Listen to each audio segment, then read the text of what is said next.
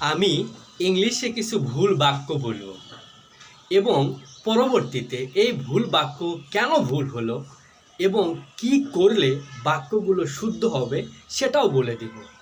যেমন she do not love me. তাহলে এই যে বাক্যটা ইংরেজিতে বললাম, এই বাক্যের ভুলটা কোথায়? এখানে শি ডু নট বলেছি, কিন্তু আমাদের মনে রাখতে হবে শি হচ্ছে থার্ড পারসন সিঙ্গুলার নাম্বার, এরপরে ডাস বসাতে হবে, ডাস।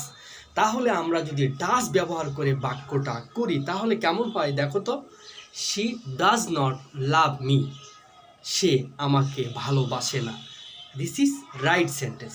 আর একটা লক্ষ্য করো, শি ইট রাইস। তাহলে এই বাক্যের ভুল কোথায়?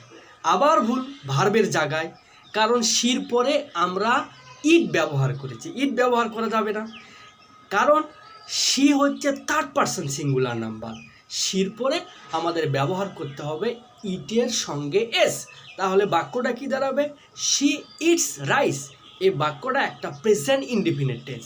আর প্রেজেন্ট ইনডিফিনিট টেন্স হলে সাবজেক্ট যদি থার্ড পারসন সিঙ্গুলার নাম্বার হয়, ভার্বের সঙ্গে এস বা ইএস লাগাতে হবে।